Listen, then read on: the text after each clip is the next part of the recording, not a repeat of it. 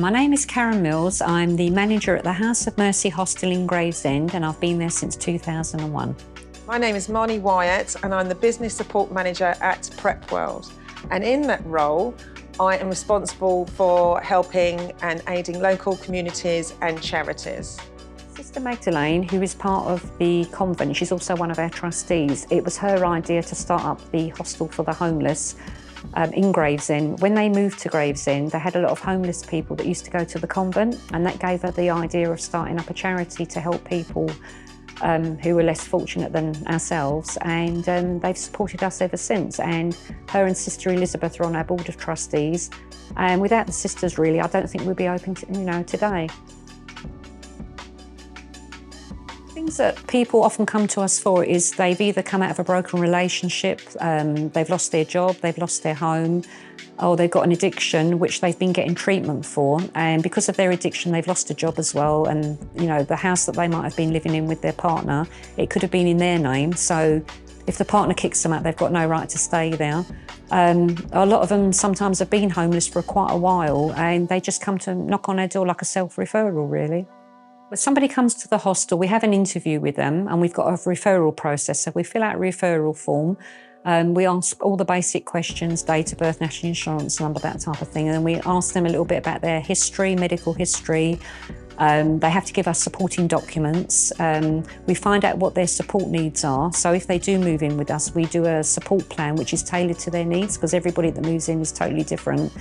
And then once they move in, if they move into House of Mercy, we show them around the hostel where their room is. We take them upstairs. We've got like a list of all rules and regulations and procedures. We give them a copy of that. We give them a welcome pack when they move in, which is normally the basics: toiletries, towels, clean bedding for their room. And we give them a few days to settle in before we start doing all their housing benefit forms and everything. And then once they've settled in, most of them do settle in quite well, and then they start coming to us asking about what courses they can go on. And we give them a lot of links so they can look for jobs. A lot of them ask for about voluntary work as well, not particularly with our organisation, but they ask for other places in Gravesend where they can volunteer their time and services. Our ethos is not to judge, because when they come in, everybody's got their reasons for being homeless. A lot of our people that do come, they've lost their jobs. Recently it's loss of home and jobs. And a lot of them, when they leave, they come back and visit us on a regular basis. They've got back into work, they've got a home. A lot of them have married people, they've got children now, but they always come back and see us. House of Mercy are such a worthy cause because I don't turn anyone away. And also, having been there many times, I've seen the difference that they're making in the local community. Hi, my name is Tony, and we're at the Mary Ann Doyle House, and I've been here a year now. Yes, I ended up at the House of Mercy because of I had health problems. I ended up in hospital for quite a long period of time, which unfortunately I wasn't able to pay my rent. And I ended up homeless, and because of my ill health, I wasn't able to return to work. So this is how I came across the House of Mercy.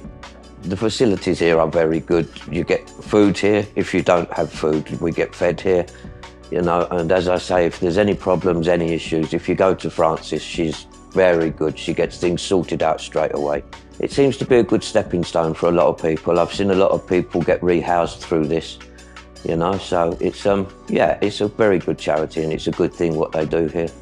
Over the last 2 years, Prep World has supported House of Mercy by donating fruit pots on a weekly and monthly basis, by giving them warm winter clothes, sleeping bags, toiletries and baby clothes. The support we need at the moment is money donations as well, because we lost a lot of funding about 4 or 5 years ago from KCC, which was quite a large chunk of money. And at the moment we rely solely on housing benefit and donations that the public give us. Prep World got in touch with me about 3 years ago. Marnie Wyatt from Prep World had been looking on the internet to see what charities Prep World could support, and she gave me an email, sent me an email, and then she turned up at the House of Mercy and she came in to see me and my colleague Solomon, and we had a long chat, and she was talking about what we do, what they would like to help us with, and I gave her a long list of things that we're always looking for. And ever since then, Marnie's been a regular visitor to our charity, always bringing fresh fruit, clothing, money donations, and they've been a really big supporter of our charity and a great help to our residents and the local community. A lady called Zoe donated brand new baby items to one of our residents who was pregnant at the time, and she got moved into council accommodation, and that was a big help for her. Other things Prep World have done, there was two gentlemen, Carl and Major, out of their own pockets, they bought sleeping bags, really good quality sleeping bags, which they donated to our charity over Christmas, and within 2 weeks they was all given out, so that was really good. If anybody would like to support our charity, we do have a website that people can go onto. We also have a Just Giving page, and we've got GoRaise as well. Or people can do a fundraising event for us, or pop into the hostel if they want to donate money. It could either be by cheque, or we can give them our bank details. We have gift aid forms as well if they'd like to fill one of those out. Yeah, anything really. It could be food, clothes, toiletries, sleeping bags we're often looking for, clothing for winter especially, duvets, bedding, that type of thing.